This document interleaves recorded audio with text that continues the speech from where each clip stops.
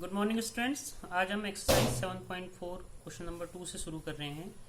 इसमें हमको दिया हुआ है कि कोण PBC छोटा है कोण QCB के। ये वाला कोण छोटा है इस कोण से।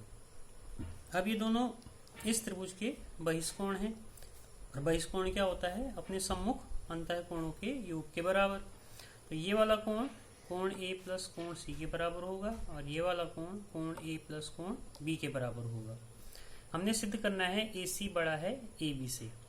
उत्पत्ति में हम इसी को लेके चलेंगे जो हमको दिया हुआ है, कोण PBC छोटा है कोण QCBC, ये हमको दिया हुआ है। अब PBC कितना है? PBC है कोण A प्लस कोण C और QCB कितना है? कोण A प्लस कोण B। अब इसमें दोनों तरफ कोण A घटा दो। जब इसमें हम कोण A घटाएंगे तो A से A कट जाएगा, क्या बचेगा? कोण C छोटा होगा कोण B से। अब इस वाले त्रिभुज में देखिए कोण C छोटा है कोण B से, मतलब ये बड़ा है। अब ये बड़ा है तो इसके सामने की भुजा कौन हुई? AC। तो AC भुजा बड़ी होगी AB से। AC भुजा बड़ी होगी AB से क्योंकि बड़ी कोण की सम्मुख भुजा बड़ी होती है।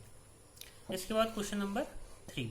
क्वेश्चन नंबर 3 में भी हमको एक चित्र दिया हुआ है और इसमें ये है दिया हुआ में कि कोण B छोटा है कोण A से और कोण C छोटा है कोण D से, और ये सिद्ध करना है हमने AD छोटा होगा BC से। इसकी उत्पत्ति में कोण B कोण A से छोटा है, ये हमको दिया हुआ है। तो B कोण के सामने भुजा AO है, A कोण के सामने भुजा BO है, तो AO भुजा छोटी होगी BO से, या फिर ये भी कह सकते हैं कि BO भुजा बड़ी होगी AO से क्योंकि बड़ी कोण की सम्मुख भुजा बड़ी होती है। इसी तरह से कोण C छोटा है कोण D से, तो कोण C के सामने की भुजा हुई OD और कोण D के सामने की भुजा हुई OC, तो OD भुजा छोटी होगी OC से। इन दोनों को जोड़ दीजिए AO प्लस DO। AO में जब हम DO जोड़ेंगे तो ये AD बन जाएगा और इसी तरह से जब BO में CO जोड़ेंगे तो ये BC बन जाएगा। तो BC बड़ा हो गया AD से या AD छोटा हो गया BC से। इसके बाद क्वेश्चन नंबर 4 आपके लिए होमवर्क है। क्वेश्चन नंबर 5 देखिए।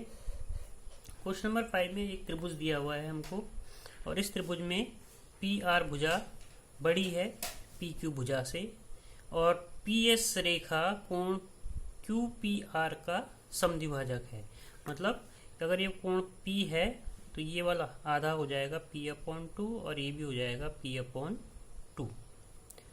सिद्ध करना है हमने कि कोण PSR बड़ा है कोण PSQ से। PSR बड़ा है PSQ से। उत्पत्ति में PR बड़ा है PQ से, ये हमको दिया हुआ है। PR बड़ा है PQ से। अब बड़े भुजा के सामने का कोण Q हुआ और छोटी भुजा के सामने का कोण R हुआ, तो इसका मतलब कोण Q बड़ा होगा कोण R से। बड़ी भुजा का सम्मुख कोण बड़ा होता है, ये आ गया। अब इसमें ना दोनों तरफ कोण P/2 जोड़ दिया।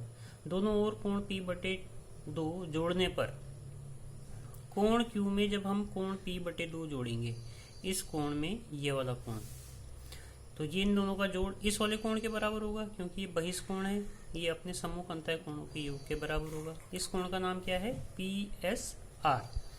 तो इस कोण की जगह हम क्या लिख देंगे? PSR। और इसी तरह से कोण P/2 में जब हम कोण R जोड़ेंगे तो इसका बहिष्कोण हुआ ये वाला PSQ, तो इसकी जगह हम लिख देंगे PSQ।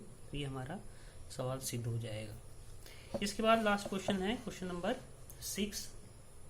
इसमें हमको सवाल में यह कहा गया है कि अगर एक रेखा पर किसी बिंदु से, जो बिंदु उस रेखा पर नहीं है, उस बिंदु से अगर हम इस रेखा पर बहुत सारी रेखाएं खींचें तो इन सब रेखाओं में से जो रेखा लंब होगी वो सबसे छोटी होगी, ये हमने सिद्ध करना है। तो हमने मान लिया कि PM जो है वो QR पर लंब है और P से हमने बहुत सारी रेखाएं खींची हुई हैं, जैसे PA, PB, PR और PM तो लंब है ही। तो हमने ये सिद्ध करना है कि PM रेखा इन सब में से सबसे छोटी है। अब देखिए जैसे ये वाला त्रिभुज है, इस त्रिभुज में ये वाला कोण 90 डिग्री है, तो बाकी दो बचे हुए कोणों का जोड़ कितना होगा? 90। ये सवाल हम पहले भी कर चुके हैं। तो हर एक कोण इन दोनों में से 90 से कम होगा, क्योंकि दोनों का जोड़ करके 90 आ रहा है, तो हर एक कोण 90 डिग्री से कम होगा। तो हर एक कोण 90 डिग्री से कम होगा, इसका मतलब कोण ए भी छोटा है 90 से, और कोण बी भी छोटा है 90 से, और कोण आर भी छोटा है 90 से। अगर हम सिर्फ इसी वाले त्रिभुज की बात करते हैं तो इन दोनों कोणों में से बड़ा कोण ये है, अब बड़े कोण के सामने की भुजा ये है, कोण पी ए। तो पी ए भुजा बड़ी हो गई पी एम भुजा से। इसी प्रकार अगर हम ये वाला त्रिभुज लेंगे तो पी बी भुजा बड़ी होगी पी एम से, या फिर पी आर भुजा बड़ी होगी पी एम से। इसका मतलब पी एम भुजा सबसे छोटी है।